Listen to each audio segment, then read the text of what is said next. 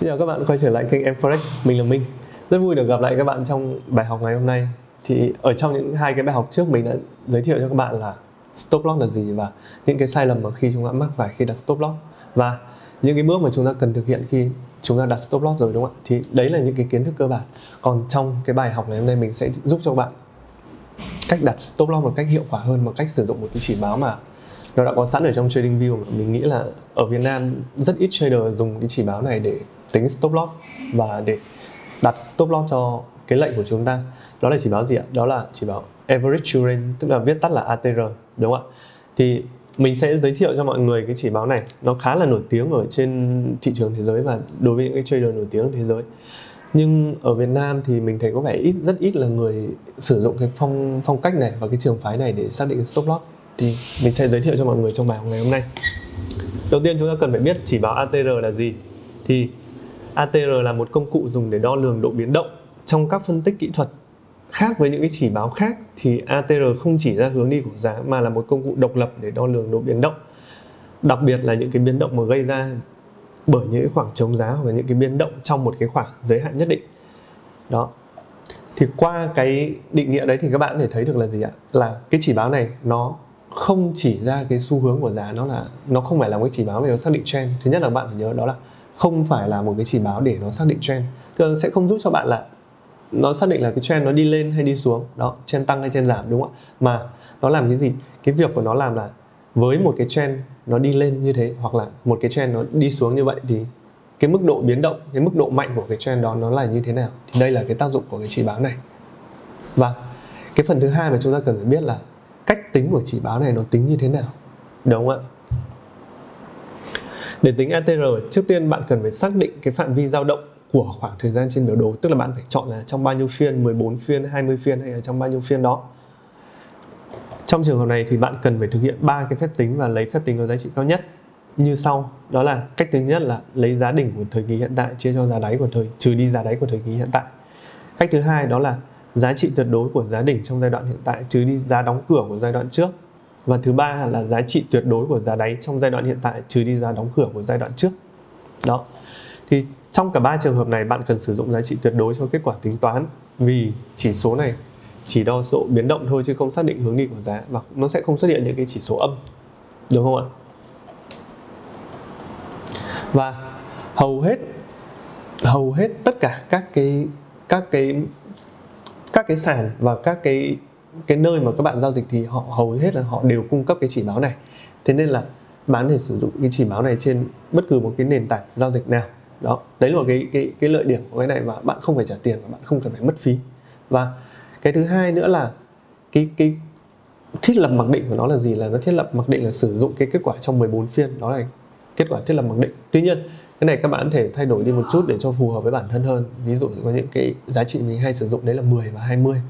Đó là tùy cái nhu cầu của các bạn, và mình sẽ không có một cái setup nào nó là cố định cả, và nó sẽ phải tùy theo cái phong cách của mỗi người, đúng không ạ? Thì cái chỉ báo này tại sao mình giới thiệu cho mọi người trong bài học ngày hôm nay? Bởi vì nó rất là linh hoạt và nó rất là linh động hơn so với cái cách mà mọi người đặt stop loss mà nó cách cái điểm mà ví dụ mọi người hay đặt là cách cái điểm zone đến khoảng 20 đến 30 pip, đúng không ạ? Hoặc là đặt ở cách cái vùng hỗ trợ và kháng cự cũ mà mọi người đã xác định được khoảng 40 đến 50 pip, đúng không ạ? Đấy là cái cách đặt mà truyền thống. Nhưng mà nó gặp phải một cái vấn đề gì, đó là cái khoảng cách đặt của mọi người nó luôn là một cái số pip cố định, luôn là một số pip cố định.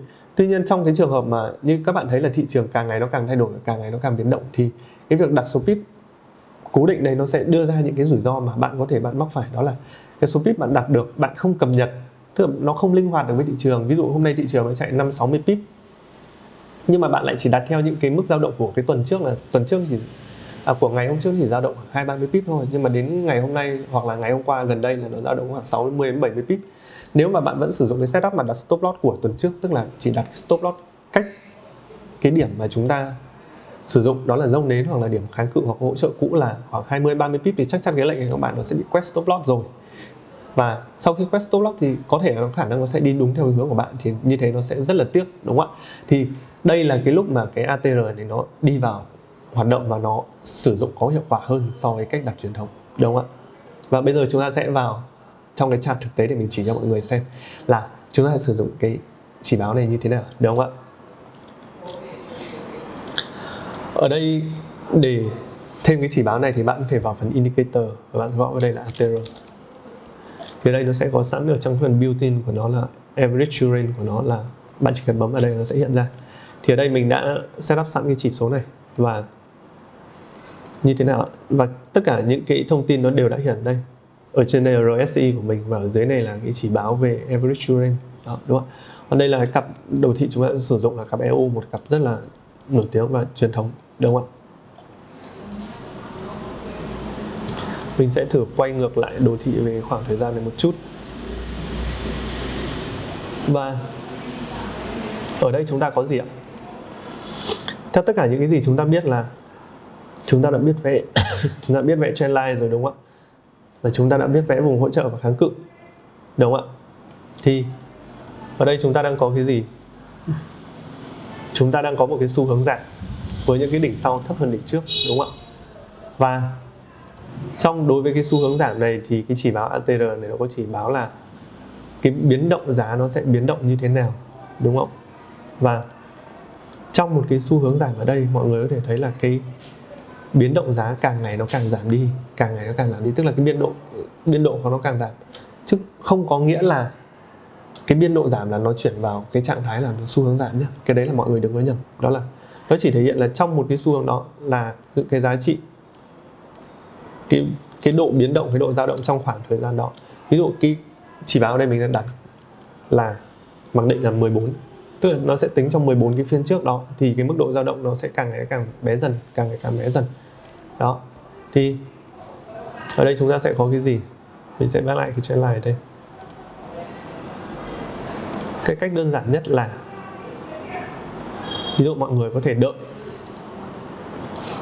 kỳ vọng là giá nó sẽ chạm lên trên đây và nó sẽ đi xuống, đúng không ạ? Thì ở đây chúng ta sẽ mở một cái setup của một cái lệnh sell ở đây. Đó, đúng không ạ? Hoặc đơn giản hơn là bởi vì mọi người có thể nhìn ở đây, mọi người có thể thấy thêm một cái yếu tố, đó là gì? Đó là ở đây nó bắt đầu, nó đang ở cạnh dưới thì nó đang tạo một cái đỉnh sau cao hơn đỉnh trước. Thì để kết hợp để chúng ta ăn hai chiều thì chúng ta thể làm gì? Chúng ta thể mở một cái lệnh buy ở đây và chúng ta sẽ đợi ở trên này, chúng ta sẽ sell xuống. Đó, đúng không ạ? Chúng ta sẽ có hai entry để làm một cái cách đánh nâng cao, chứ chúng ta không chỉ đánh một cách đơn giản là đợi nó bật lên trên và chúng ta sell xuống. Thì ở đây chúng ta có thể là mở một cái lệnh long ở đây, mở một cái lệnh buy ở đây. Đó, mở một cái lệnh buy ở đây, được không ạ? Đó. Thì ở đây đơn giản nhất bạn chỉ thấy ở đây cái chỉ báo ATR nó đang chỉ báo là bao nhiêu? 0.00377, đúng không ạ?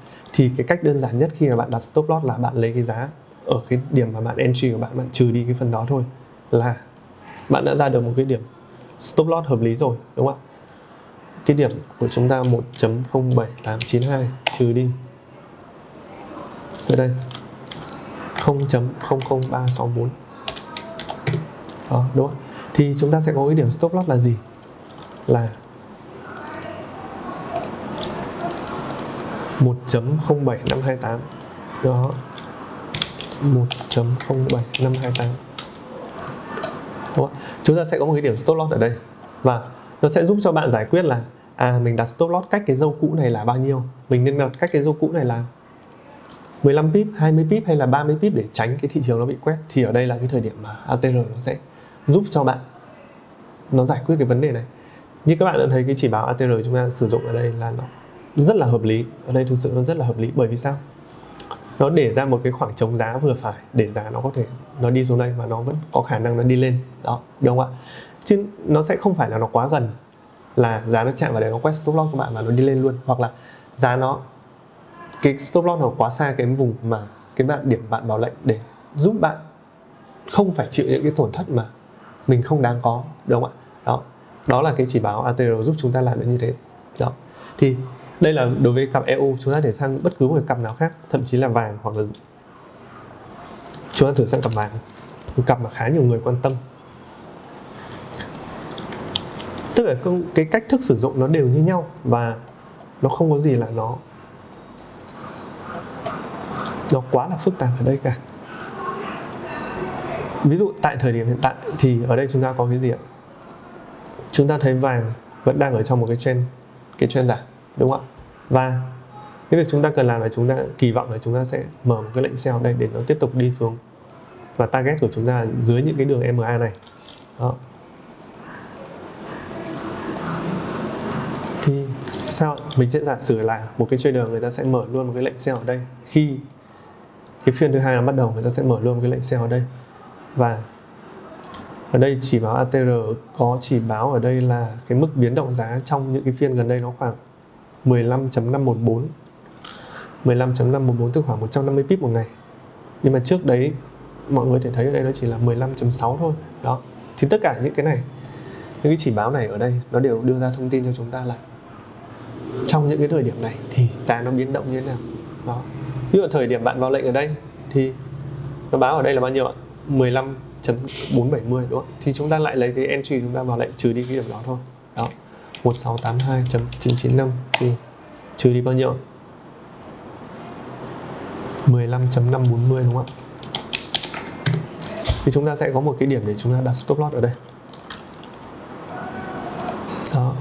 Chúng ta sẽ điền cái giá trị này vào 1667.44 1667.455, đúng không ạ? Thì chúng ta sẽ có cái điểm stop loss ở đây. À quên, ở đây chúng ta phải cộng vào chứ, bởi vì ở đây là chúng ta đang mở một lệnh sell mà, thì chúng ta phải cộng lên cái giá trị của nó ở trên nó 1682.995 cộng 15,470. Đó, thì nó sẽ ra 1698465 698.465. Đó, đúng không ạ? Thì nó sẽ giúp cho bạn một cái entry rất là hợp lý với một cái điểm stop loss rất là hợp lý. Và các bạn nên nhớ là đối với cái lệnh mà các bạn mở một cái lệnh sell xuống thì cái điểm mà stop loss các bạn nó sẽ phải nằm ở trên, thì bạn sẽ phải lấy cái entry của các bạn cộng với cái điểm ATR. Đó, đúng không ạ?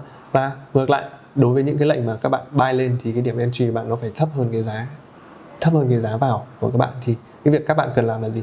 Lấy cái điểm entry trừ đi cái điểm ATR. Đó, như vậy là được. Thế đó ạ. Thì cái điểm stop loss ở đây mà cái chỉ báo nó đưa ra khá là hợp lý, nó cũng để ra một khoảng chống giá vừa phải, không quá gần mà không quá xa, và nó vẫn cách cái đỉnh cũ một cái đoạn mà để chúng ta có khả năng là giá nó sẽ không đi về đến đó và nó sẽ quét stop loss của chúng ta và đi ngược lại, đúng không ạ? Đó, thì đây là cái bài học của mình hôm nay để giúp cho mọi người hiểu rõ và mọi người có thể sử dụng được cái chỉ báo ATR này một cách đơn giản và hiệu quả. Và đây là một trong những cái chỉ báo mà mình thấy rất ít trader Việt Nam sử dụng. Có thể đâu đó có một vài người, nhưng mà cái số lượng lớn người sử dụng thì mình thấy không có. Bởi vì hiện tại mọi người vẫn sử dụng theo cách đặt truyền thống, đó là đặt cách cái dâu nến cũ hoặc đặt cách những cái vùng hỗ trợ và kháng cự cũ một cái khoảng nhất định là bao nhiêu pip đó hoặc khoảng mấy chục giá đó. Đó, thì mình nhắc lại, cái cách đấy nó không có gì sai cả, nhưng mà nó gọi là sao? Nó gọi là nó hơi bị cứng nhắc một chút. Trong những cái phiên mà thị trường nó thay đổi hoặc những cái lúc mà thị trường nó giao phiên ấy, thì cái cách đó nó sẽ có thể là nó sẽ không đem lại cái hiệu quả cao lắm. Thì ở đây cái câu chuyện ở đây là chúng ta có thể sử dụng ATR một cách nó linh hoạt hơn và một cách nó hiệu quả hơn, bởi vì tất cả những cái biến động ở trong những cái khung giờ cũ thì đã được cái chỉ báo này nó đưa vào và nó tính toán ra cho các bạn, và nó đưa ra một con số khuyến nghị tương đối, và mình có thể sử dụng con số khuyến nghị đó để làm gì? Để tìm ra điểm stop loss trong cái của mình, và thậm chí mình có thể tìm ra được cái entry, mình có thể tìm ra điểm take profit của mình chứ, đúng không ạ? Cả stop loss và cả take profit các bạn đều có thể sử dụng cái chỉ báo này, đúng không ạ? Rất cảm ơn các bạn đã theo dõi video của mình ngày hôm nay, và rất vui và nếu các bạn like và share kênh của mình, và hẹn gặp lại các bạn trong những cái video tiếp theo của mình. Cảm ơn các bạn.